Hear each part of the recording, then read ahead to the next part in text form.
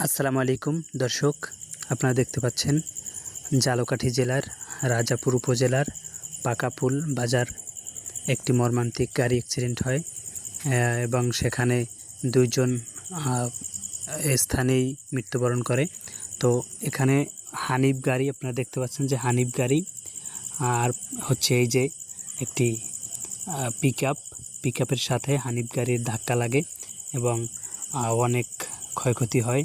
দেখতে পাচ্ছেন যে হানিফ গাড়িটির একবারে সামনে থেকে চুরমার হয়ে গেছে ভেঙে চুরে। তো খুবই মর্মান্তিক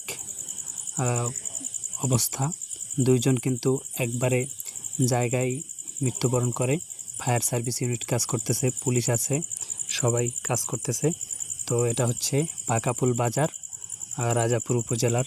দেখতে পাচ্ছেন যে গাড়িটার কি অবস্থা, একবারে ভেঙে চুরে চুরমার হয়ে গেছে। তো সবাই সবার